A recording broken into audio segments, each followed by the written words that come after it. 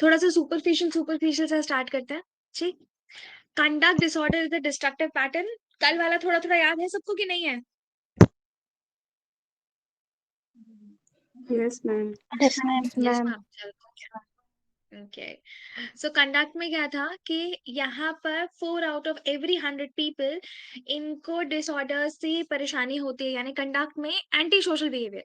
Anti social behaviour क्या होता है?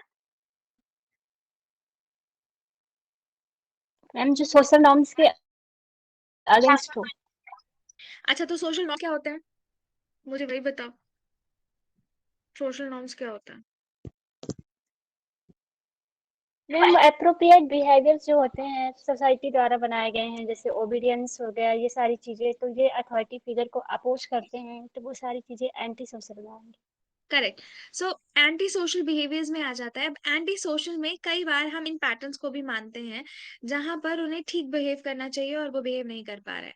लाइक कोई एक फंक्शन है जहां आप किसी एक टीनेजर को लेकर के जा रहे हो, बट टीनेजर वहां रिबेलियस है, वो बिल्कुल नहीं चाहता कि वो उस तरह से परफॉर्म करे जैसा आप उसको चाहते हो, यानी डिसिप्लिन चाइल्ड, ओबीडियंट चाइल्ड, और वो वहां ऐसा कुछ नहीं कर रहा है, तो वो एंटी सोशल बिहेवियर को फॉलो करता हुआ मिलेगा।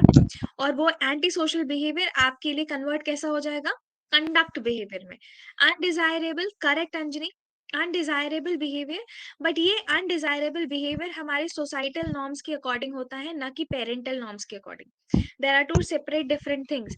When a parents are very open towards a child और वो बहुत ही अच्छे तरीके से उसके साथ बिहेव करते हैं विद रिस्पेक्ट टू कि उसकी सारी विशेष पूरी की जाती है, सब कुछ माना जाता है, तो उस केसेस में क्या होता है कि बच्चा थोड़ा सा एडमिटेंट हो जाता है, बिकॉज़ उसकी ज़िद पूरी होनी शुरू हो चुकी होती है।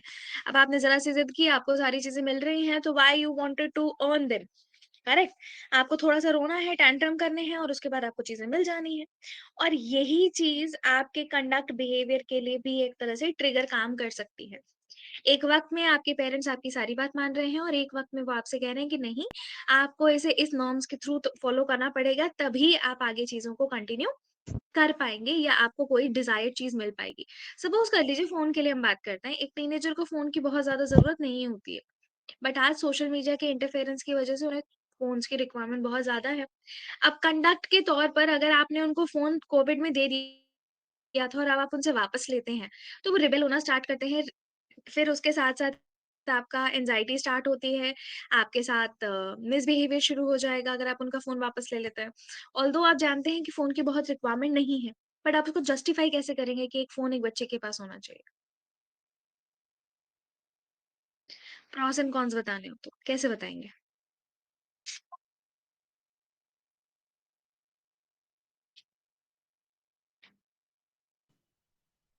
देखो फिर सो गए। मैम क्वेश्चन क्या है, मतलब बच्चों की जरूरत को है या हाँ, बट आप कैसे जस्टिफाई करेंगे कि एक टीनेजर के पास फ़ोन की बहुत ज़रूरत है?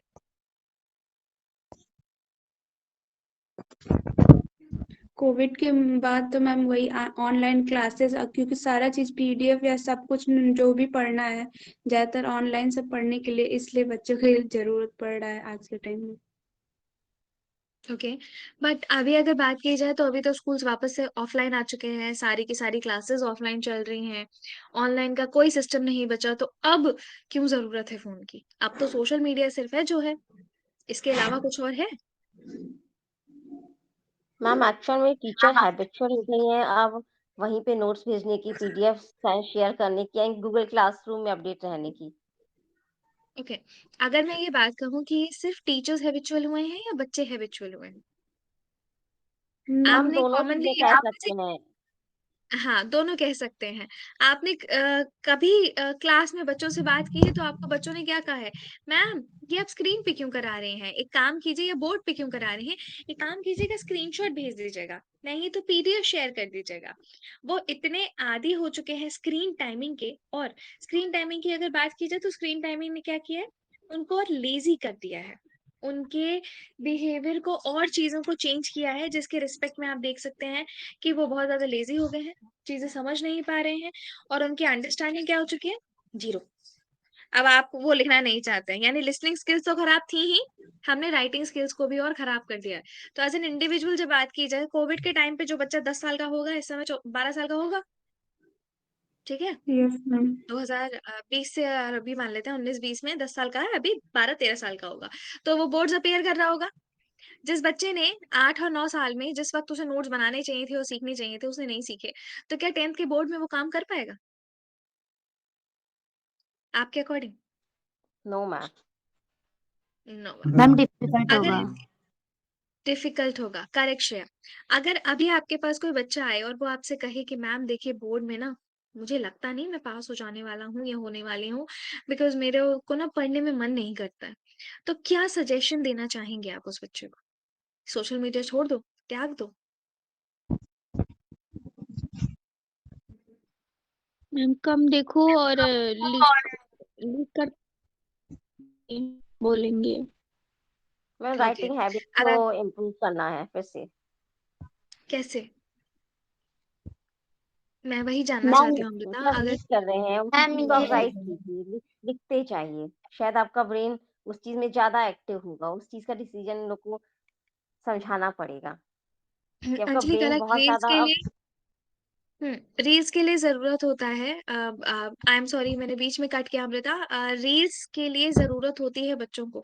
रील्स के लिए क्या ज़रूरत होती है? हम यहाँ बात कर रहे हैं राइटिंग स्किल्स की।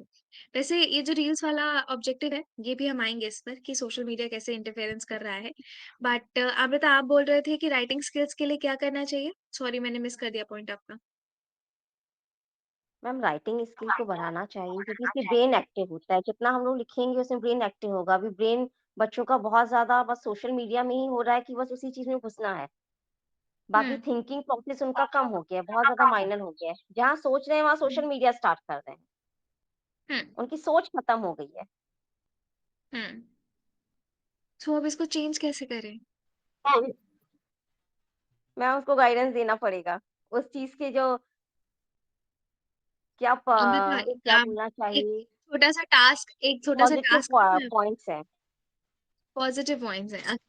मैं एक छोटा-सा टास्क देती हूँ, आपके आस-पास कोई 15-16 साल का बच्चा हो, कोई भी हो, कज़िन हो, नेबर हो, जो बोर्ड्स के लिए बैठने वाला हो और आप उसके पास जाएँ और इस तरह की बात कहें। आपको नहीं लगता कि ये बातें उससे हर दूसरे व्यक्ति ने कही होंगी? आपके और उसके कहने में क्या बदलाव हो जाएगा? क्या चेंज आ जाएगा? मैम मेरी 2 बेटियाँ हैं, एक 8 ईयर की है, एक 6 ईयर की है। वही चीज़ ओके, मैंने देखा कि कुछ भी उनको अगर कुछ नोट्स चाहिए, सीधे सोशल मीडिया स्टार्ट करती हैं, गूगल से पूछ लेते हैं। मम्मा से नहीं पूछना, गूगल से पूछना है। गूगल से पूछते हैं, करेक्ट। हाँ, तो वही चीज़ मैंने देखी, राइटिंग स्किल इतनी कम हो गई थी, फिर मैंने उनको एग्ज़ाम्पल दिए उसी हिसाब से कि नानू ना इतना लिखते हैं, उनका ब्रेन कितना शार्प है ना, हम लोग का तो शार्प है ही हुँ, नहीं। अब मैंने कल से देखा कि वो लिखने की हैबिट हो गई उन लोग की, कि मुझे भी ब्रेन शार्प चाहिए। Okay. So did you try anything with them जिससे उन्होंने लिखना स्टार्ट किया? मैम अभी तो ये एग्ज़ाम्पल से उन्होंने काम किया है। ओके, सो उन्होंने लिखना वापस स्टार्ट किया है? Yes ma'am. Okay, that's good Amrita. अगर आपने उनको लिखवाना स्टार्ट कर दिया है तो दैट्स वेरी गुड थिंग। और इवन किसी के मैंने ये पास देखा कि मेरी दीवार में, बोर्ड में जहाँ उनको टाइम मिल रहा है, कुछ भी सोच रहे हैं, बस लिखना स्टार्ट कर रहे हैं। ये कल से मैम ये इनकी प्रैक्टिस चल रही है। नहीं दैट्स गुड। अगर उन्होंने पेन पकड़ लिया है या कलर पकड़ लिया है और वो बस ड्रॉ कर रहे हैं तो एटलीस्ट उनकी क्रिएटिविटी कुछ तो आ ही रही है। मैम एक्चुअल में जो आप उनके उन्हें आइडियल सामने पर्सन होंगे, जिनको वो लाइक करते हैं, उनके एग्जाम्पल्स लिए जाएँ, तो उस चीज़ हुँ। को फॉलो करते हैं, चाहे उनकी टीचर हो, बट जो भी हो। एज़ टीनेजर अमृता जैसे आप अभी क्योंकि अभी आप जो टीनेजर्स के साथ डील नहीं कर रही हैं अभी आप अभी बस हमारे चाइल्डहुड वाले उसमें हैं। मैं ये जानना चाहूँगी एक टीनेजर के लिए जब हम बात करेंगे तो उसके लिए हम फ़ोन की यूटिलिटी फिर लिसनिंग स्किल्स और दूसरा राइटिंग स्किल्स बिकॉज़ बोर्ड्स में उनको 3 घंटे की राइटिंग स्किल्स का ही प्रदर्शन करना है, उसके अलावा कुछ भी नहीं। और यहाँ हम जब कंडक्ट की बात करते हैं तो उनकी एग्रेसिवनेस इतनी ज़्यादा हो जाती है, अब पीयर्स के साथ हो सकती है, टीचर्स के साथ हो सकती है या कहीं पे भी हो सकती है। कंडक्ट का कहीं कोई रूल नहीं होता कि किसी स्ट्रेंजर के साथ नहीं होगी। तो कंडक्ट को छोड़ कर के हम ये कहें कि वो किसी जानने वाले के सामने भी अग्रेसिव हो सकता है और उसका रीज़न कुछ भी नहीं है। कोई मेरा छोटी-सी बात हो सकती है। एक टीनेजर की एग्ज़ाम्पल ले लेते हैं, टीनेजर है, घर में बैठा पढ़ रहा है, सडनली उसका मन आया, उसने फ़ोन उठाया और वो रील्स देखना स्टार्ट करता है। जैसे ही उसने रील्स देखना शुरू किया, वो 1 डेढ़ घंटे से पढ़ रहा था, तब किसी ने की नज़र नहीं गई, जैसे ही उसने फ़ोन उठाया नज़र चली गई। बहुत कॉमन सा एग्ज़ाम्पल दे रही हूँ मैं आपको। टीनेजर को और तुरंत मम्मी एक ग्लास कॉफ़ी लेकर आ गईं, दूध लेके आ गईं उसके रूम में। उन्होंने देखा कि वो फ़ोन यूज़ कर रहा है, उसका फ़ोन ले लिया गया। उसको डाँटना शुरू हो गया कि तुमसे पढ़ाई नहीं हो रही है, चीज़ें नहीं हो रही हैं, तुम्हें बोर्ड के एग्ज़ाम्स देने हैं, तुम्हें समझ नहीं आ रही है, ब्ला-ब्ला चीज़ें स्टार्ट हो गई। ये एक कॉमन सी चीज़ है जो कि होती है, घटना घटित है। और अब इस केस में अगर आपके पास बच्चा आता है कि मैम मेरे घर में मेरी कोई सुन नहीं रहा है, कोई बात नहीं समझी जा रही है, कोई सुनने को तैयार नहीं है कि मैं पढ़ रहा था बट फ़ोन ले लिया है मम्मा ने और मम्मा मुझे फ़ोन देने के लिए रेडी नहीं है। बट फ़ोन के बगैर ना मैं बहुत रेस्टलेस हूँ, मुझे मेरा फ़ोन चाहिए ही चाहिए। तो इस केस में क्या करेंगे आप? क्या सजेस्ट करेंगे? है एग्ज़ाम्पल कंडक्ट का और कुछ भी नहीं है। मैम सबसे पहले तो उसकी बातों को बहुत स्मूथली सुनेंगे, बहुत ध्यान से सुनेंगे। जब तक उनके मन में फ्रस्ट्रेशन है, जो बातें चल रही है अंदर तक, तब तक ध्यान से सुनेंगे। हुँ, कोई भी इंटरफेयर नहीं करेंगे। उसके बाद उसको उस चीज़ हुँ, के कि मदर ने ऐसा क्यों किया, हुँ। ठीक है? उस चीज़ के लिए समझाया जाएगा कि मदर ने ऐसा क्यों किया, उसी आपका ही मदर फ़ायदा ने है। ऐसा क्यों नहीं आप किया? हाँ, किस मदर ने वजह से ऐसा किया, उसका क्यों कारण किया? हाँ, उसका कारण क्या मुझे है? वही एक्सप्लेनेशन चाहिए अमृता कि मदर ने ऐसा क्यों किया? मदर ने ऐसा क्यों किया, ये उसी से ही सवाल पूछेंगे मैम, हुँ। कि उसके मन में मदर के लिए क्या है इस समय? चलिए हम ये रोल प्ले ना यहीं कर लेते हैं कंडक्ट का। कोई बताना चाहेगा कि मदर ने फ़ोन क्यों लिया? किसी एक को बच्चा बना देते हैं। कौन सो रहा है आज? स्वाति? चलो हमारा स्वाति एक बच्चा है जिसका फ़ोन ले लिया जा चुका है एंड स्वाति विल टेल कि मम्मा ने फ़ोन क्यों ले लिया है। सेम रिस्पेक्ट स्वाति केस पता है ना क्या चल रहा है? Yes ma'am. ओके, ठीक है। सो अमृता अब आप स्वाति से पूछ सकती हैं कि क्या वजह है जिसकी वजह से फ़ोन ले लिया गया और स्वाति का रिस्पॉन्स हम जानते हैं कि क्या बोला उन्होंने।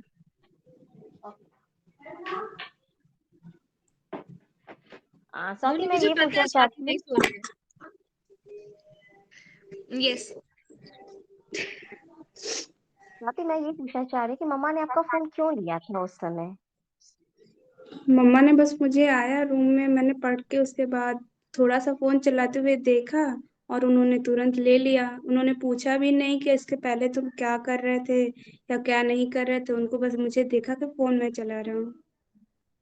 ओके, मम्मा ने ऐसा पहली बार ही देखा था उस समय कि 2 मिनट पहले भी चेक किया था ऐसा कुछ? और मैं जब 1 या डेढ़ घंटे से पढ़ाई कर रहा था तो मम्मा ने नहीं आया और जब मैंने फ़ोन को टच किया उसके बाद ही मम्मा आ गई, तो उसके लिए मैं उनको कुछ कह भी नहीं पाया, वो उन्होंने कहा और फ़ोन लेके चली गई। तो आपका एग्ज़ाम कब है? कल है या फिर अभी टाइम है उस चीज़ को? एग्ज़ाम तो अभी नहीं है, जैसे रेगुलर पढ़ने बैठते हैं वैसे बैठे थे, पर उनको लगा कि मैं बहुत ज़्यादा फ़ोन चलाने लगी हूँ इसलिए वो लेके चली गई।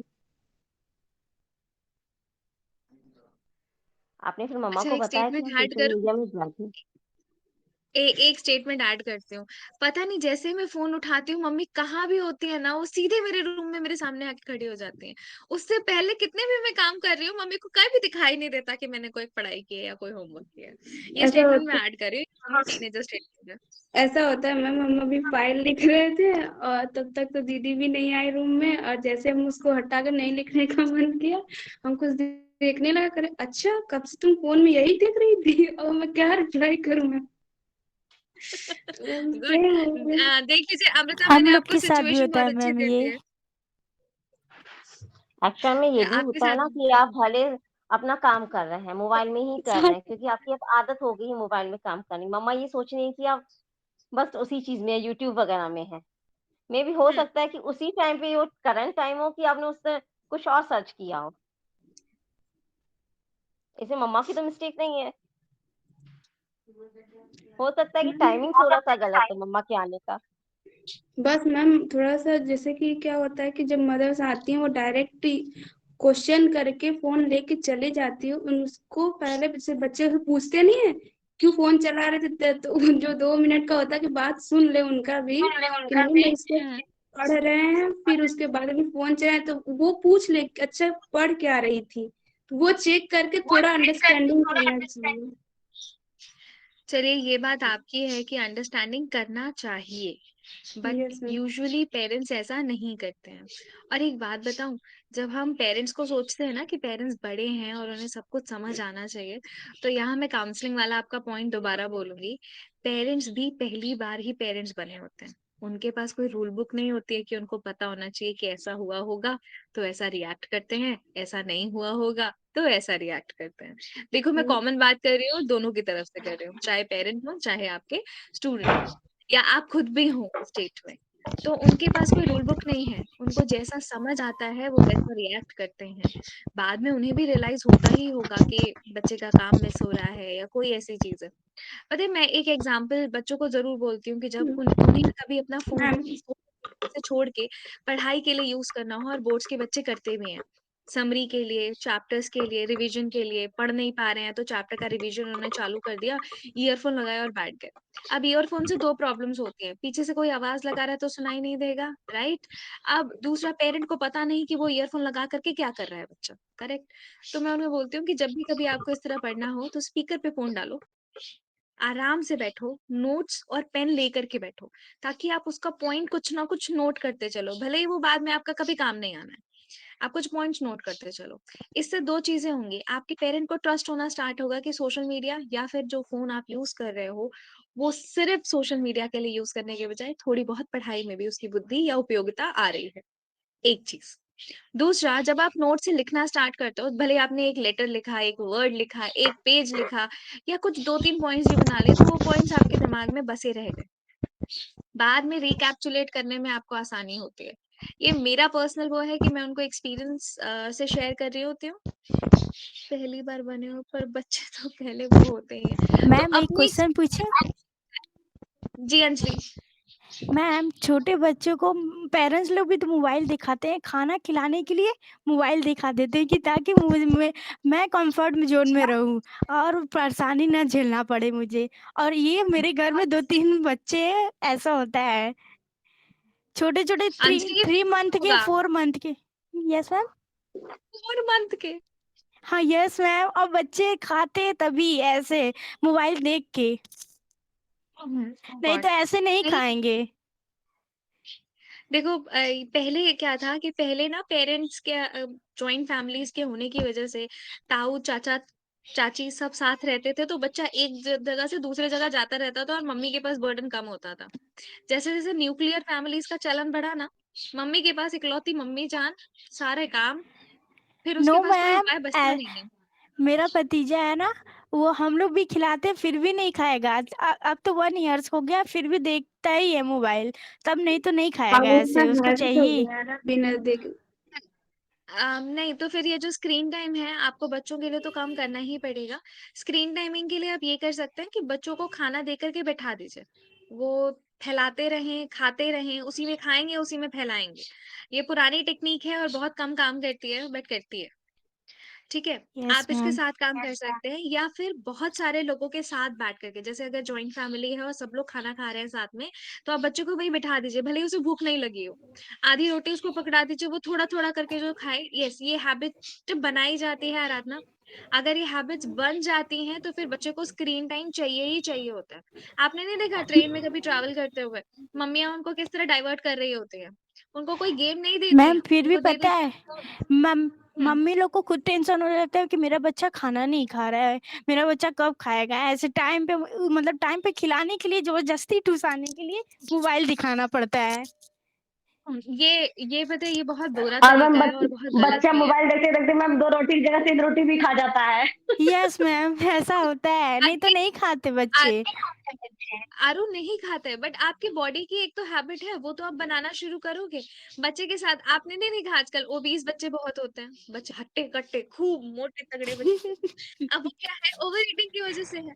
पहले के टाइम में हमें पेरेंट्स छोड़ नहीं देते थे। हम अपनी हैबिट की बात करें फूड की, तो हमें कौन सा टीवी मिलता था भाई कि टीवी देख के खाएंगे। Yes ma'am. मुझे आज तक हैबिट है, मुझे न्यूज़पेपर पढ़ के खाने की हैबिट है। अगर जैसे टेबल मैट ना लगा हो और न्यूज़पेपर लगा हो, तो मेरा खाना 1.5 घंटे में खत्म होगा, सिर्फ 2 रोटी। मैं एक एक न्यूज जो उस पेज की होगी, जिस पेज पर मेरी थाली रखी होगी, उस पेज की एक एक न्यूज पढ़ने के बाद ही वो एक एक और जाएगी, फिर एक न्यूज पढ़ूंगी, फिर एक और जाएगी। मुझे पढ़ते हुए खाने की आदत है। और ये चीज़ डेवलप कराई गई है। ऐसा नहीं कि अपने आप, वो अभी तक है। टेबल मैट होगा तो जल्दी खाना खत्म हो जाएगा, नीचे कुछ भी नहीं होगा तो। और अगर न्यूज़पेपर रखा हुआ है, तो फिर तो वो किसी हालत में नहीं हो सकता। फिर वो न्यूज़पेपर जब तक खत्म नहीं होगा, और वो ऐसा नहीं कि आज का न्यूज़पेपर ही होना चाहिए, ऐसा भी नहीं है। मुझे 3 साल पुराना न्यूज़पेपर दे दो, मैं वो एक-एक न्यूज़ पढ़ूँगी, फिर मैं खाना खा सकती हूँ।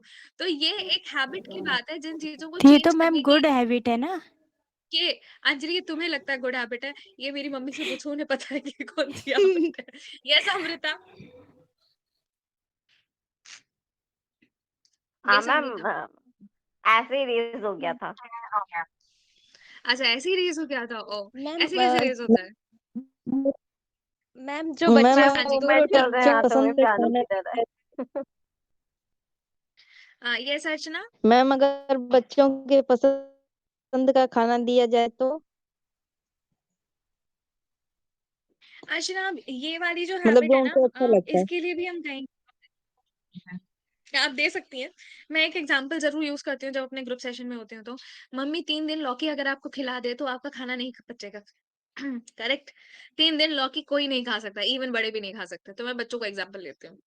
3 दिन लौकी के बाद आप जब बच्चा घर आता है, तो अब घर आने के बाद कभी-कभी ना मूड नहीं होता। आप उसको ऑप्शन दे देते हो। जिस वक़्त आप उसको ऑप्शन दे देते हो फ्रेंच फ्राइज़, आलू की टिक्की, नहीं तो जा मैगी ले आ। बस उसको मालूम है कि वो अगली बार भी आप यस मैम। मान जाओगे। बस जब वो बात आप ही उन्हें डिफेंस देते हो, ऐसा नहीं कि बच्चे खुद से सीखते हैं। जब आप उनके सामने ऑप्शन ना रखो तो उनको थक-हार के लौकी खानी पड़ेगी, थक-हार के करेला भी खाना पड़ेगा और थक-हार के कटहल भी खाना पड़ेगा, क्योंकि कुछ और ऑप्शन नहीं है। बट जब आप ऑप्शन दे देते हो, तो फिर उन्हें पता है कि ऑप्शन है। अगर ये नहीं खाएँगे तो कुछ और तो देगी ही देगी मम्मी, नहीं देगी तो भूखे रहेंगे। भूखे कब तक रहेंगे? चीज़ों की डेवलपमेंट ज़रूरी है। जब आप वे आउट प्रोवाइड करते हैं, तभी बच्चे वे आउट लेते हैं।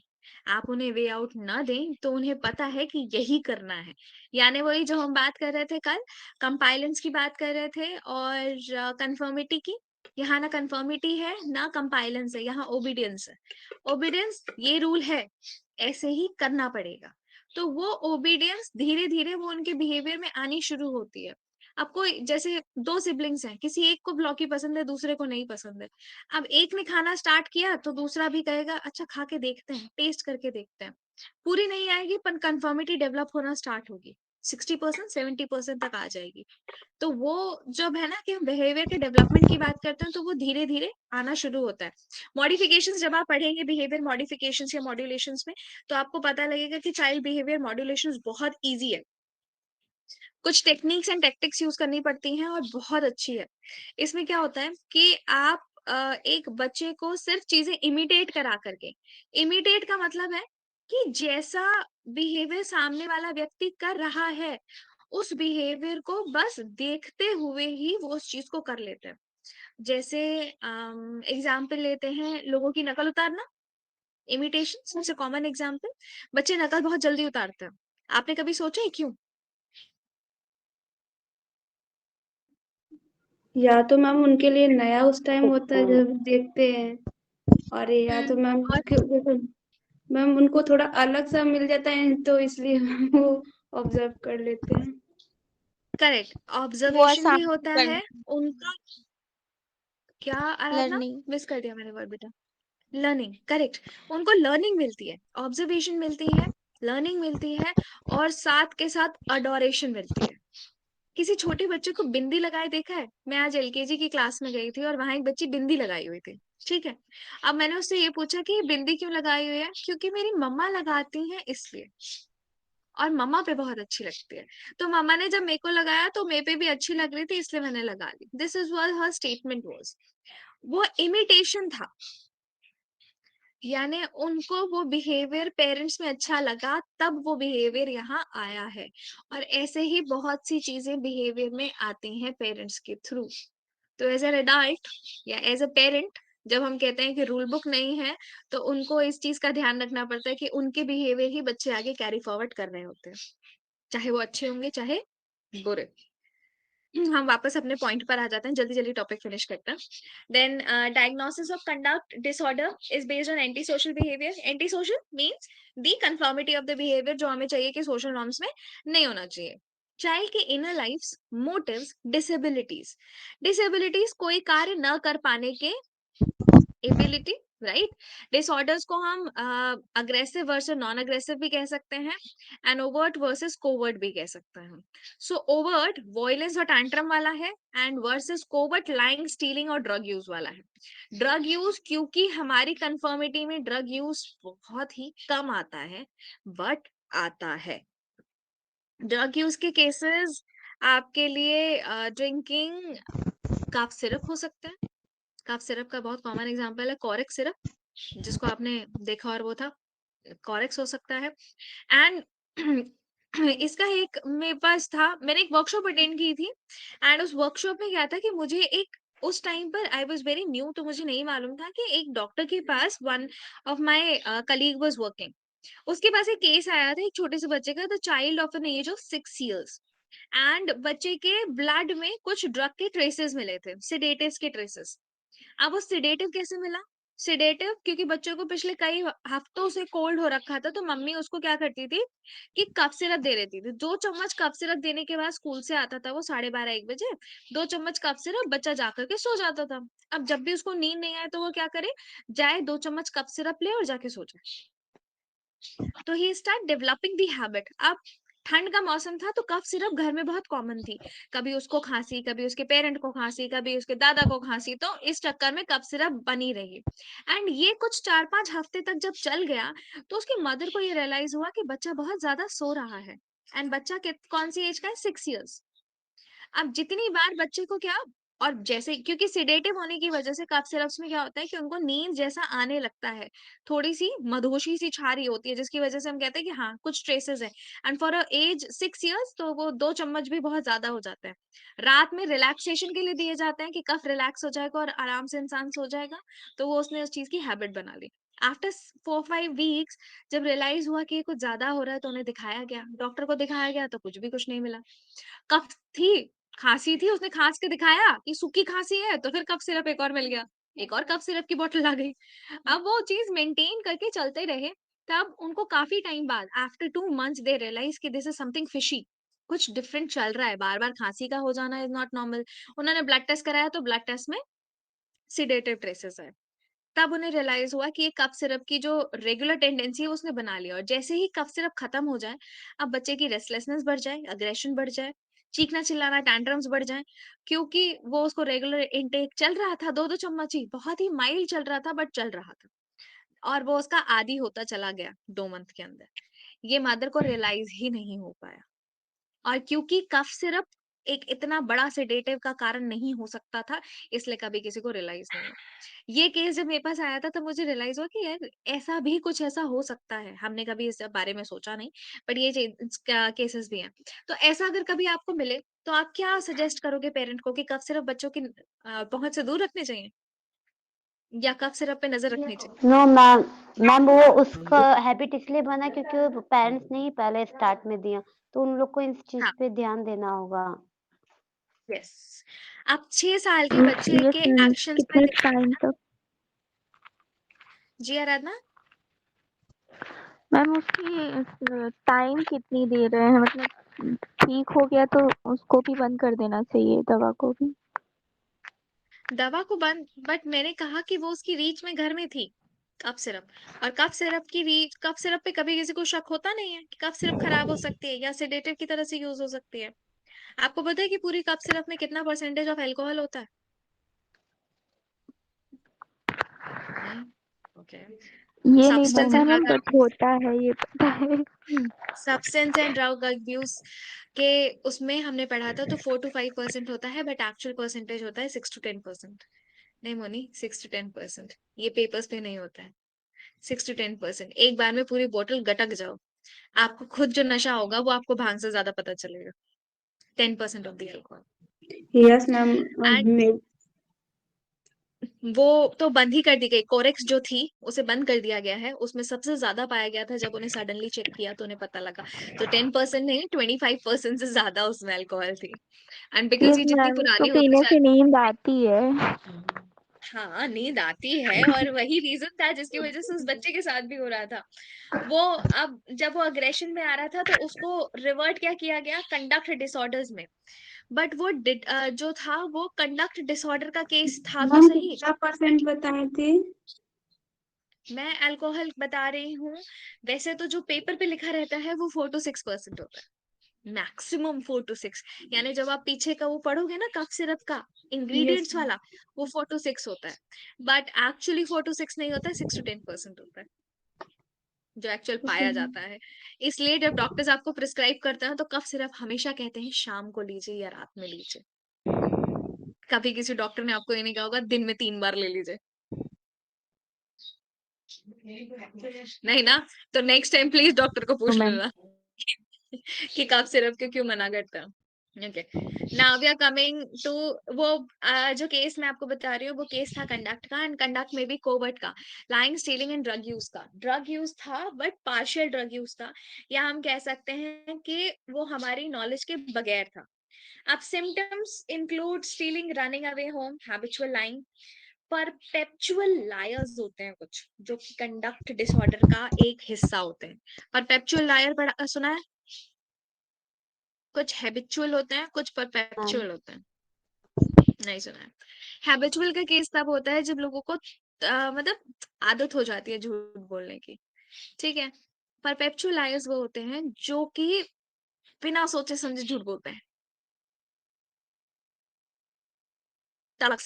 That was perpetual lawyers. मैंने एक केस आपको बताया था कंडक्ट में, आई थिंक स्टार्टिंग में जब मैं डिस्कस कर रही थी यूनिट 1, तब मैंने आपको एक बच्चे का केस बताया था जो मुझसे बहुत झूठ बोलता जा रहा था ऑन सर्टेन सर्टेन सिचुएशंस, और लास्ट में जब उसको डर था कि उसका झूठ पकड़ा जाएगा, when we were discussing fear, मैंने यस तब मैम, एक वो केस बताया हाथ था। और उसकी जो बाहर निकल जाएगा दिल, वही वाला ना मैम कह रही है? हाँ हाँ हाँ हाँ हाँ, एग्जैक्टली वही स्वाति। एक और वहां परपेचुअल लायर था वो बच्चा। वो कंडक्ट का केस था बट उसका सिम्टम परपेचुअल लायर था। एंड उसको कहाँ स्क्रीजोफेनिया, फिर ऑनसेट साइकोसिस, कहाँ कहाँ चले गए थे हम, कि शायद इस बच्चे में कुछ इस तरह के केसेस हो, बट ऐसा कुछ नहीं था, सिर्फ कंडक्ट था और मियर फेल, दैट्स इट। उसको सिर्फ अटेंशन चाहिए थी और कुछ भी नहीं चाहिए था उस केस में, अगर बात करें। So malicious mischief, truancy, drug alcohol use. Drug alcohol use अपने यहाँ बहुत कम होते हैं, मतलब ड्रग का केस तो मैंने आपको अभी बताया कफ सिरप के तौर पे। बाई चांस आफ्टर 15-16 थोड़ा सा माइल्ड आपका जो हो जाता है वो सिगरेट स्मोकिंग पे जाता है। वीड अब बहुत कॉमन यूज में आ चुका है, एंड बनारस में रहते हुए आपको ये पता है कि weed is a common substance जो कि यहाँ बहुत आराम से मिल जाता है। एंड वीड हो गया, मैरिजुआना हो गया, ओपियम हो गया, ये कुछ ऐसी चीजें हैं कि मिल जाएगा। डोपामाइन आपको मिल जाएगा, एमडीएमए मिल जाएगा। और ये बच्चों की रीच में ना जो एज गैप होता है ना, मैंने आपको शायद लास्ट एक सीरीज भी सजेस्ट की थी क्रिमिनल जस्टिस वाली, उसको जब आप देखोगे तो आपको पता लगेगा कि 16 से 21 का जो एज गैप होता है ब्रेकअप, इनको बहुत आराम से इन ड्रग्स का एक्सेस भी हो जाता है, क्योंकि कॉलेज में इनके सर्कुलेशंस होते हैं और स्कूल्स में सर्कुलेशंस होते हैं, जिसकी वजह से चीजों में चेंजेस आना is a very normal kind of thing. और बिहेवियर, क्योंकि एक बार तो पीयर के प्रेशर में हर किसी ने टेस्ट किया होता है, हर किसी ने किया होता है। अब की जनरेशन जी की बात कर रही हूँ मैं, जो हमारी जिसे हम जनरेशन लेकिन जी मैम कहते हैं। आज के डेट में जो ज्यादातर बच्चे जैसे कि सीरियल न्यूज या देखते हैं तो उसके अकॉर्डिंग भी करना स्टार्ट कर देते हैं कि नहीं ऐसे में ऐसा करना चाहिए। हाँ, बिल्कुल रहना चाहिए। अब हमने कहा ना imitation, human behaviour completely imitation पे बेस्ड है। हमें कोई चीज नहीं समझ आएगी तो हम क्या करेंगे, देखेंगे, सर्च करेंगे। जैसे अमृता ने कहा कि उनके बच्चे उनको नहीं समझ रहे होते तो कहते हैं गूगल बाबा बताओ। सो आज गूगल बाबा सब कुछ बताने के लिए तैयार है। हर पेज 0.25 सेकेंड्स में लोड होता है, और कितने हजार पेजेस होते हैं वो भी वो लोड करता है। तो it is giving you the idea of everything on your finger tips. सोचा था मौका नहीं मिला। ओके छाया, आपके पास अभी भी मौका है, उम्र अभी खत्म नहीं हुई है, अभी तो शुरू हुई है। ट्राई करो, एकदम एक्सपीरियंस शेयर करना बाकी सबके साथ। बट मैं ये जो बात कह रही हूँ पीयर के साथ शेयर करने पे क्या होता है कि आपको पता होती है, और आप में से कई भी ऐसे होंगे जिन्होंने वाइन टेस्ट की होगी, जिन्होंने बियर टेस्ट की होगी, जिन्होंने आराम से एक कश स्मोकिंग का मारा ही होगा, भले ही खाँसी आई हो। तो नो ये मैम। अच्छा मैम मैम, अच्छा 2 हमारी जनरेशन लास्ट जनरेशन जो सबसे शरीफ है, मुझे लग रहा है। शानिया नहीं ये मैम, बोलते शर्म नहीं आ रही? मैंने स्मोकिंग और हल्का सा ड्रिंक टेस्ट किया है। गुड। देखो मैं ऑनेस्ट, मैं एज अ काउंसलर में जब बच्चों से बात करती हूँ तो मेरे को मालूम है कि ये चीजें हैं और ऐसी कोई बुराई नहीं है, क्योंकि जब आप उनके सामने टैबू क्रिएट करते हो ना, तो आप वहीं अपना काम खत्म कर चुके होते हो। मैं टैबू आपके साथ भी क्रिएट नहीं कर रही, क्योंकि जब तक आपने एक्सपेरिमेंट किया नहीं होगा ना, तब तक आप उन्हें नहीं बता पाओगे कि इसके बेनिफिट्स क्या क्या हैं और नुकसान क्या क्या है। क्योंकि मैम शादी में इतना ज्यादा लोग मतलब आते हैं, कोई गेस्ट तो पहले जैसे नहीं एक रूम हो गया, सारे गेस्ट को बिठा के जैसे कि चाय के जैसे ऊपर ड्रिंक सर्व किया जा रहा था, तो मुझे लगा स्वाति, कि आई अग्री। और मैं इसीलिए यहाँ पे भी बात कर रही हूँ, क्योंकि ये वो चीजें हैं ना, क्योंकि जब आप इनका टैबू अपने दिमाग में लेके चलोगे कि ये खराब हैं, तो आप एक बच्चे से बात करते वक्त नहीं बात कर पाओगे। मैं बिल्कुल क्लियर कह रही हूँ। आप एक बच्चे से एक 8 ग्रेड 8 के बच्चे के साथ रिलेट करना चाहोगे ना, तो मुझे उनके साथ रेपो स्टैब्लिशमेंट करते वक्त पूछना पड़ता है, अच्छा बता ना माइनक्राफ्ट का नया वाला वो डाउनलोड करा कि नहीं करा, बता। आई हैवंट प्लेड, मैंने अभी तक माइनक्राफ्ट खेला नहीं है, मैंने पबजी खेला नहीं है, बट आई थिंक कि जब तक मैं उनके साथ बात ही नहीं कर रही, तो मैं कह रही हूँ जीटीए, हाँ कुछ कुछ गेम्स मैंने खेले हुए हैं तो मुझे मालूम है कि हाँ इस गेम्स के साथ है। अगर आपको अभी भी अपना एस्टैब्लिशमेंट तैयार रखना है ना, बिल्कुल बेस, तो प्लीज इन गेम्स को एक एक बार खेल लेना, पहले ही बोल रही हूँ मैं। वरना 14 साल का बच्चा आपको कह के जाएगा, हे आपको तो कुछ मालूम ही नहीं है। सीरियसली, वो आपको बोल के जाएगा। और जो जेन जेड आ रही है ना, Zen+1 आ रही है ना, इसका इसका सिस्टम जो है वो हमारे से 10 साल आगे ही है। आप जिस एज ग्रुप में मैम हो, ये है क्या? एज ग्रुप में है ये, अरे जो हमारी नई, तो फिर तुम्हें ना सोशल मीडिया समझ अपडेट न्यू होने गई। जनरेशन। हाँ मैम, मैं अब एक्सपीरियंस शेयर करना चाहती हूँ। ये कैसी हो सब रही है मैम? जैसे बनारस में आके मुझे हुक्का पीने की आदत हो गई। ओके। मैंने किसी आपको पार्टी में बनारस अपने में आके बेबी के होगी? सामने लिया। मेरी मैरिज हाँ, बनारस में हुई है। ओके। मैंने अपनी 6 ईयर की बेबी के सामने हुक्का पार्टी में लिया और मैंने यही हाँ। बोला कि इससे तो पूरी ठंड चली जाती है। अब उसके ओके। मन में आ रहा है मम्मा हुक्का घर में ले आओ तो ठंड लगेगी नहीं हम लोग को। बिकॉज आपने वो इंड्यूस करा ना, आपने वो इंड्यूस करा अमृता। राइट। एंड यही एक चीज है, ये यही एक चीज है कि हमारी जो जनरेशन जेड की मैं बात कर रही हूँ ना, जो जेन जी है, ये भी अपने पेरेंट्स, क्योंकि हम, अगर आप शानिया कह रही है ना कि हम सबसे अच्छी जनरेशन के थे या सबसे सुधरी हुई जनरेशन के थे, तो नहीं, हम उस जनरेशन के हैं जिसने पुराना वाला टाइम भी देखा है और नया वाला मॉडिफाई होते हुए भी देखा है। तो जो यस जेन मैम। जी है ना, इसने पुराना टाइम नहीं देखा, इसने नया ऑनवर्ड टाइम देखा है। यानी जो अभी हम देख रहे हैं ये इसने वही देखा है, तो इसको पुराना वाला कुछ नहीं मालूम। आप उसको मॉडिफिकेशन बताओगे क्या होता है? सब तो यही है जो अभी चल रहा है। That is why I am telling you कि आपकी जेन जी के साथ एस्टैब्लिशमेंट अगर करनी है तो रेपो प्लीज जरा अच्छे से बनाने की स्टार्ट कर लेना, क्योंकि ये इमिटेट नहीं करते, ये अपने दिमाग से सोचते हैं, इनका इमिटेशन नहीं चलता। 14-15 साल के बच्चे जब प्यूबर्टी हिट होती है तो यहाँ आपका कुछ भी नहीं चलता, यहाँ सिर्फ सीधा सीधा इनको पता होता है कि क्या है और क्या नहीं है। फिर 21 के बाद सोचेंगे कि क्या सही किया था और क्या गलत किया था। इंट्रोस्पेक्शन 21 के बाद है, पहले नहीं आता। यस मैम पाया। पता है, मेरा भाई ना ड्रंक करता है, तो मेरी फैमिली को सबको प्रॉब्लम है, सब लोग समझाता है फिर भी वो नहीं समझता है कि ये गलत है, मतलब सब लोग उनको बोलता भी है, डांटता भी है। ये कैसे छूटेगा मैम? मतलब मेरे पे फैमिली रिहैबिलिटेशन, सब परेशान है। अंजलि रिहैबिलिटेशन पहले तो चेक करना पड़ेगा कि कितनी हैबिट है, कितनी हैबिट मतलब कितनी एक्सट्रीम लेवल की हैबिट है, एंड उस हैबिट को फिर चेंज कराने के लिए आपको उनको रिहैबिलिटेशन में डालना ही पड़ेगा। वो इस तरह से ड्रिंकिंग की हैबिट इस तरह छूटती ही नहीं है। ओकेजनल ड्रिंकर्स बहुत कम होते हैं और रेगुलर ड्रिंकर्स जब हो जाते हैं तो वो सिडेटिव की तरह, यस जब तक आपके ब्लड में है तब तक आप बिल्कुल नम हो, नर्वस सिस्टम ठीक ठाक चल रहा है, और जैसे ही सिडेटिव आपकी बॉडी से गायब होना स्टार्ट होता है, यानी डाइजेस्ट होना स्टार्ट होता है ना, कहते हैं भाप बन के यस उड़ मैम। गया, जैसे ही वो आपके ब्लड में से उड़ गया, आप रेस्टलेस होना स्टार्ट करोगे, अग्रेसिव होगे, चीज़ें तोड़ना स्टार्ट करोगे, आप इम्पल्सिव हो जाओगे। So this is the stage, ये लास्ट स्टेज होती है ड्रिंकिंग हैबिट्स की, ठीक है? हम कभी ड्रग अब्यूज़ दोबारा पढ़ेंगे, तो मैं आपको बिल्कुल बताऊँगी। अभी हम अपने कंडक्ट ओके पे मैम। वापस आ जाते हैं कि मेरे बच्चों को मत पीने-खाने वाली आदत मत डालो यार। मेरे बच्चे अभी छोटे-छोटे हैं, 16-17 वाले हैं। बट इनमें भी आपको कुछ ऐसे मिल जाएँगे, जहाँ आपको डील करना पड़ेगा। बट हाँ, स्कूल्स में जब आप रहोगे तो यहाँ पे एडमिट करना थोड़ा मुश्किल भी है। बच्चे जल्दी एडमिट नहीं करते। इवन हुक्के के लिए भी नहीं करेंगे। एंड हुक्का तो आजकल बड़ा कॉमन है। यार हर छोटे-छोटे जो आपके जो रेस्टोरेंट्स नहीं रहते, वहाँ पे जो बच्चों के लिए स्पेशल एक काउंटर रहता है जहाँ यस मैम। मोहितोस को बहुत कॉमन कर दिया गया है और कॉकटेल्स को। तो हमारी जेन ज़ी जितनी भी है, वो बहुत प्यार से जाती है, 2 कश लगा कर के चली आती है। तो उनको पता नहीं चलता कि हुक्के का डिफरेंस क्या है। एंड जो एक और नहीं होता, व्हाट वाज़ दैट? नहीं, लाइटर स्मोक नहीं, that was called as vape. My brother was giving me the instructions कि उसको लाइटर स्मोक कहते हैं, बट उसको वेप कहा जाता है। इलेक्ट्रॉनिक वेप वाज़ डिफरेंट, अरे सर फ्लेवर्ड भी वेप वाज़ घूम के आ गए हैं। सर घूम के नहीं आ गए हैं, सर एक्सपेरिमेंट करते हैं तो हमें पता होती है कि एक्सपेरिमेंट किया है इन्होंने। तो ये एक चीज़ है कि मुझे ये चीज़ जाननी है। मुझे पता होगी तभी मैं आगे बच्चों से बात कर पाऊँगी और इसीलिए मैं आपको इन्फॉर्मेशन भी दे पाऊँगी। वरना आप भी कहेंगे मैम हमको तो पता ही नहीं, ये होता है। मैम आप ट्राई वेप किए? नहीं, हम ट्राई नहीं किए। अभी तक हमको ट्राई वाला नहीं मिला है, बट एक बच्चे के हाथ में मुझे वेप मिल गया था स्कूल में। I have ma'am seen the मुझे वेप। तो ओके। दोनों ही नहीं पता क्या होता है।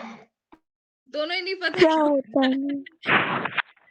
अब कोई बात नहीं आराधना, अभी तो फिर हम कहेंगे अभी तो आप बड़े हुए हैं, अभी तो लाइफ शुरू हुई है, बस अभी आप देखना स्टार्ट कीजिए, बहुत कुछ दिखेगा।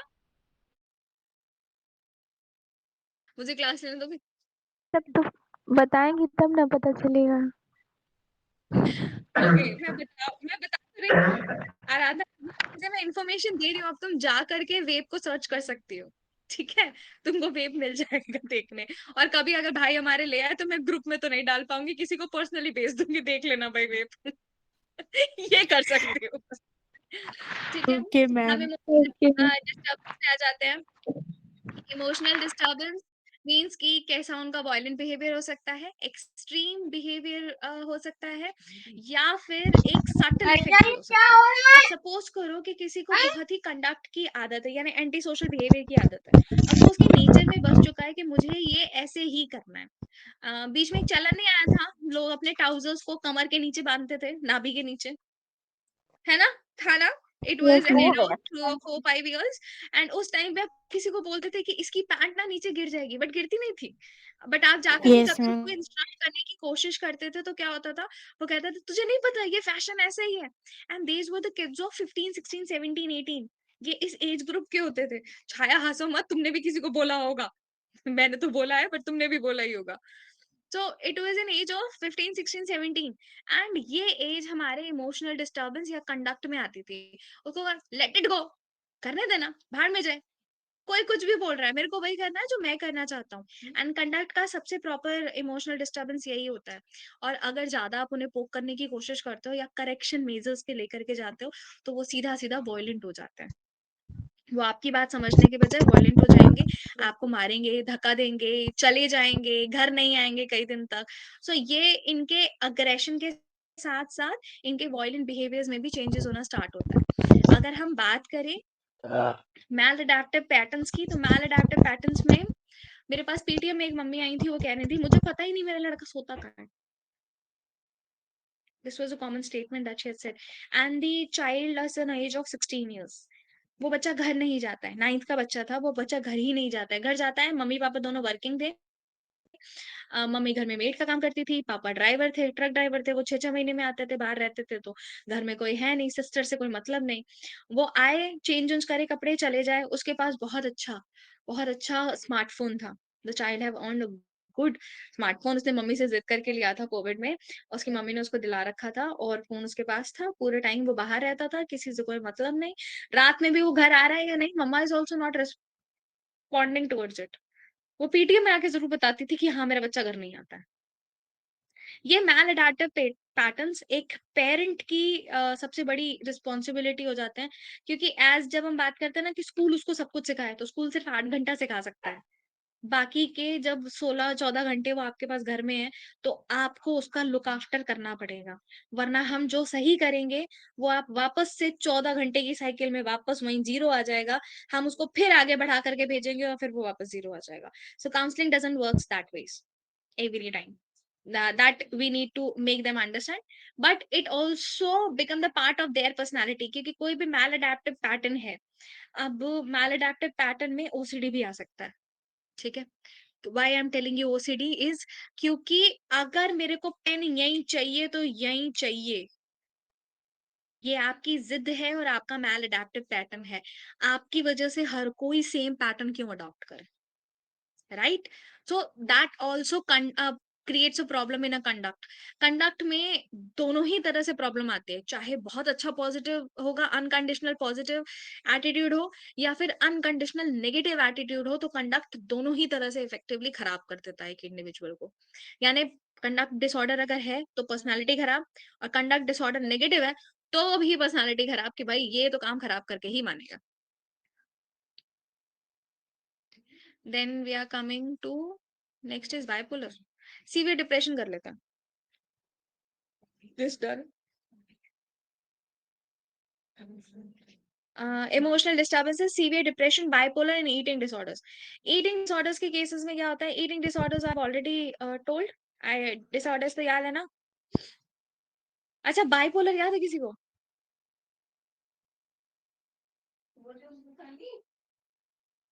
Bipolar थोड़ा थोड़ा है। थोड़ा थोड़ा याद है। चलो थोड़ा थोड़ा बताओ आराधना जल्दी से।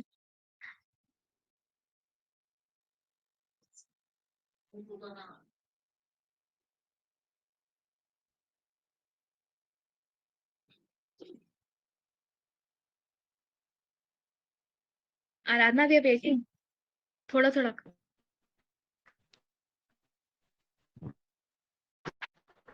Bipolar.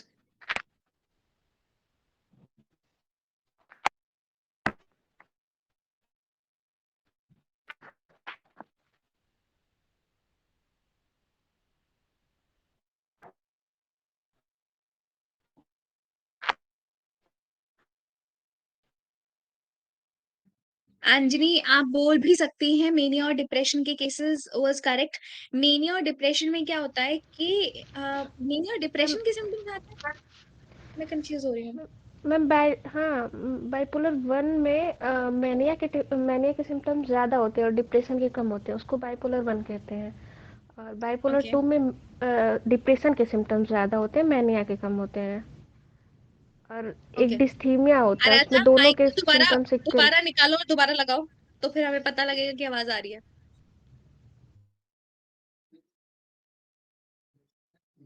ओके।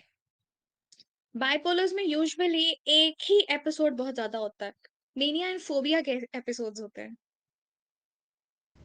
मैम तो डिप्रेशन होता है ना, डिप्रेशन होता है, फोबिया होता है, चेक करो। Depression. Okay that's okay. Mania and phobic episodes होते हैं। फोबिक एपिसोड्स आप सीवियर मूड डिसऑर्डर्स भी होते हैं। यहाँ एपिसोडिक होते हैं। यूनिपोलर में क्या होता है, एक ही एपिसोड होता है, चाहे वो मेनिया का केस हो सकता है, चाहे वो फोबिया का केस हो सकता है। और फ्रीक्वेंट कोई भी एक इमोशन हाइटेंड होगा, कोई भी एक होगा बट एक हाइटेंड होगा। बाइपोलर के केस में फ्लक्चुएशंस होती हैं। 1 एंड 2 वाले में तो I am not pretty sure, क्योंकि बहुत टाइम हो गया मुझे खुद पढ़े हुए। बट आई से कि बाइपोलर 1 और 2, बाइपोलर में ऐसे आपको बता दे रही हूँ सुपरफिशियल सुपरफिशियल सा कि इसमें 2 एपिसोड्स होते हैं, और 2 एपिसोड्स में क्या होता है, बहुत ही सीक्वेंट स्विच होता है। फ्रीक्वेंट स्विच में क्या होता है कि अभी मैं बहुत खुश हूँ, ठीक है, बहुत अच्छे से बात कर रही हूँ, सडनली लैपटॉप बंद होने के बाद मेरा ट्रिगर बंद, उसके बाद I am in sad mode, zone out mode, रो रही हूँ, चीख रही हूँ, चिल्ला रही हूँ, या फिर इतनी अग्रेसिव हूँ कि चीजें तोड़ फोड़ कर रही हूँ। That was my second phase. 2 episodes were different. 2 episodes were uh, particularly different at that moment of time. When we are talking about severe depression in a child, severe depression is believed that ये आपके लिए कहा जाता है that 2 out of every 100 children, यानी 100 में से 2 लोग तो हैं ही। यानी कोविड ने हमें ये बताया था कि 90% of the people were suffering from depression, right? अब the severe loss of interest in friends and activity, severe loss करना ही नहीं है कोई एक्टिविटी। पहले बहुत पसंद थी, अब नहीं। पहले बच्चा is very into games, dancing, singing, any of the physical activity, और अभी उसको कोई करने का मन नहीं है। Severe lost interest, low self esteem, हर बार सेल्फ डाउट, हर चीज में सेल्फ डाउट, मैं ये करने के कैपेबल हूं या नहीं, उस चीज पे भी। Lack of any type of motivation, nothing motivates them. Sleeping and eating pattern, insomnia भी हो सकता है, हाइपरसोम्निया भी हो सकता है, दोनों हो सकता है। जरूरी नहीं है कि सिर्फ इंसोम्निया हो, हाइपोसोम्निया भी हो सकता है। डिप्रेशन के केस में सबसे पहले कहते हैं ना, नींद चली जाती है, नींद एंजाइटी में जाती है, डिप्रेशन में ज्यादा आती है। बहुत कम ऐसे लोग होंगे जिनको कम आती है नींद डिप्रेशन में। Increase amount of sadness, every time zone out होना, thoughts of suicide, yes severe depression के केस। बट आइडेंटिफिकेशन जरूरी है। मेरी मम्मी ने आज मुझे डांट दिया, मेरा तो जी ही नहीं कर रहा था जीने का, आज मैं मर जाना चाहती हूँ। एक टीनेजर लड़की आपके पास आके ये बात कह सकती है। You had to identify the criticality of it, that whether it is critical situation as per the thought, because कोई भी, it's not normal that somebody is mentioning कि मेरे को मर जाना है, ठीक है, या मेरे को मरने के थॉट आ रहे हैं। But you had to identify from individual to individual that whether the individual is very much willing to complete of the thought, completion of the thought, or they are saying just for the sake of grabbing your attention towards it, कि मैं ये मरने की बात बोलूंगा ना तो फिर मैम मेरी तरफ ध्यान ना ज्यादा देगी। This could be an issue. So attention seeking for the conduct, it is also there, but the severe depression also there. So identification is to be done in a proper and the initial level. अगर हम ये नहीं करेंगे ना तो पता नहीं लगने वाला। Yeah, bipolar, child's mood, organized mood swings. High moods will be marked as hyperactivity, little sleep and careless judgment. बाइपोलर्स में लोग सोते नहीं हैं, ठीक है। Low moods will be marked by depression, yes that's correct. मैं फोबियाज के साथ जा रही थी, यहाँ पे डिप्रेशन है तो I will go for depression, ठीक है। बाइपोलर का ये जो ये एग्जांपल है, ये जो दिया हुआ है, ये बस इसी तरह आप देख सकते हो that it has to be done in that manner, दूर रहेंगे भैया ठीक है। इसके हमारे बच्चे अकॉर्डिंग ये हो रहा है। आई थिंक लो लिबिडो है, सुसाइडल प्रीऑक्यूपेशन है, ये डिप्रेसिव वाले एपिसोड में है एंड ये मैनिक वाले एपिसोड में। Sorry Moni, I will make the correction, that was depressive episode and the manic episode, I will make the correction, ठीक है। And okay ma'am. Then I go for eating disorders. Eating को हम last कर लेते हैं and binge eating से start करते हैं। जब हमें स्ट्रेस होता है ना तो हम क्या करते हैं, बिंज ईटिंग करते हैं, खाते जाते हैं खाते जाते हैं खाते जाते हैं, स्ट्रेस ईटिंग जिसे कहते हैं वो बिंज ईटिंग रहती है।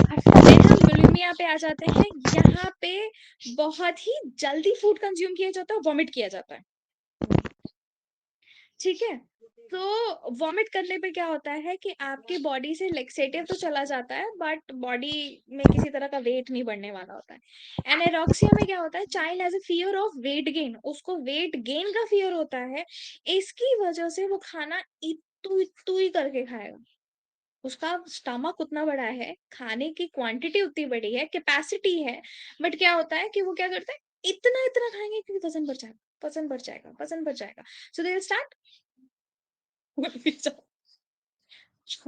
Anjali, that will not count as an example, but anorexia का जो example है, that was Princess Diana was an example of anorexia.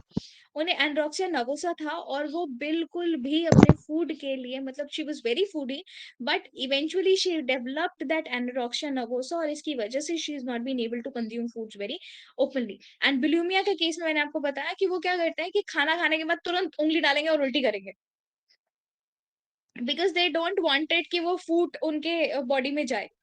खा लिया फिर वॉमिट, खा लिया फिर वॉमिट, ये इनके बॉडी का एक नर्वस रिस्पॉन्स की तरह से हो जाता है, रिफ्लेक्स एक्शन की तरह से बुलिमिया के केस में। एंड बिंज ईटिंग तो यू एवरीवन नोज, खूब सारा खाना लेके बैठ जाओ, ज्यादा स्ट्रेस में हो तो आइसक्रीम लेके बैठ जाओ, आइसक्रीम नहीं खाने का मन है कुछ और खा लो। आप हर बार स्ट्रेस में ईटिंग स्टार्ट करते हैं and every time we have a different different coping mechanism with stress. तो binge eating could be counted as such. एक काम करते हैं, we are counting it here. Ma'am वो तीनों फिर से समझा दीजिए। फिर से समझा दूँ? ये मैं लास्ट पार्ट कर रही थी। ईटिंग डिसऑर्डर्स का मतलब है कि आपके वो डिसऑर्डर्स जो कि खाने वाली हैबिट्स के साथ जुड़े हुए होते हैं। गर्ल्स में ये ज़्यादा होते हैं, बॉयज़ में ये कम होते हैं, ठीक है? उन्हें अपनी बॉडी के साथ बहुत ज़्यादा इमेज कॉन्शियस होने की ज़रूरत नहीं पड़ती। हमारे प्रेजुडिसेस और दूसरा कन्फर्मिटी में अपने आप को एडजस्ट करने के चक्कर में हम क्या करते हैं कि अपने बॉडी और फूड का बड़ा ध्यान रख रहे होते हैं। तो क्या होता है कि girls are more likely to have eating disorders. Eating यानी खाने से जुड़े हुए वाले डिसऑर्डर्स। एनोरेक्सिया में क्या होता है कि इनको डर होता है कि इनका बॉडी वेट बढ़ रहा है। बहुत पतली-पतली लड़कियाँ होंगी बट उन्हें लगेगा कि थोड़ा-सा भी खाएँगे तो वेट बढ़ जाएगा। सो वो अपने फूड को बैलेंस और मापते हुए खा रहे होते हैं एंड देयरफॉर वो अपनी बॉडी को स्टार्व करते हैं। स्टार्व मतलब कि सुखाने लगते हैं, खाना न के बराबर खाना या नहीं खाना, ठीक है? देन ये एनोरेक्सिया नर्वोसा है, इसका एग्ज़ाम्पल आपकी प्रिंसेस डायना थी। उनको एनोरेक्सिया नर्वोसा था। बुलिमिया नर्वोसा वाला होता है चाइल्ड कंज़्यूम तो करता है फूड को बट जितनी जल्दी खाता है उतनी जल्दी वॉमिट कर देता है। खाया एंड वॉमिट ताकि या लैक्सेटिव ले लेता है। लैक्सेटिव का मतलब है अपनी बॉडी को स्लिम ट्रिम बनाए रखने के लिए ताकि उसकी बॉडी कोई वेट गेन ना करे। और ऐसा बहुत से लोग करते हैं। पहले के टाइम में भी ऐसा होता था कि बहुत सारा खा लिया खाना या कुछ हो गया तो वॉमिट कर दिया ताकि वो जितना भी फूड है वो क्या करे आपकी बॉडी में ना जाए। उससे क्या होता है बुलिमिया के केस में जो ये थ्रोट होता है ना ये जो थ्रोट होता है ये छिल जाता है। जब कभी वॉमिट आपको होती है तो आपको पता है कि ये पूरा का पूरा कितना स्वेल हो जाता है और दर्द होने लगता है वॉमिट के बाद, छिल जाता है गला और बाकी सारी चीज़ें, ये बुलिमिया नर्वोसा में होती हैं। बिंज ईटिंग की बात करें तो बिंज ईटिंग में भी क्या होता है कि child will consume the excessive amount of food at one time, they will not vomit, they will repetitively put themselves on a strict and unhealthy diet afterwards. Binge eating खूब सारा खा लिया, अब मेरे को स्ट्रेस हो रहा है, मैं जा रही हूँ छोले भटूरे खाने, फिर उसके बाद डोसा, फिर उसके बाद अगर किसी को नॉनवेज पसंद है तो चिकन, अगर नहीं तो कढ़ाई पनीर, फिर पूड़ी, फिर नान, every time I am eating, फिर पिज़्ज़ा, फिर burgers. That is called as binge eating कि आप रेगुलरली अनहेल्दी डाइट पर अपने आप को पुट करते चले जा रहे हो, करते चले जा रहे हो and you are not controlling it to a fact कि आपको आपकी एक हेल्दी डाइट पर मेंटेन रहना पड़ता है। Clear? Eating is clear? Yes ma'am. चलो अब एक काम करते हैं, आई थिंक सिर्फ एएसडी बचा है। एएसडी के लिए I am putting class tomorrow. मुझे अब ये बता दीजिए कि आप लोग कल किस वक्त क्लास ले पाएंगे? कल मॉर्निंग में क्लास संभव है? No ma'am. No ma'am. No ma'am. Yes ma'am 7 PM ठीक है अंजलि, तो फिर शाम को ही ली जाएगी। एक एएसडी की बस बाकी रह गई है क्लास, वो I will finish it up and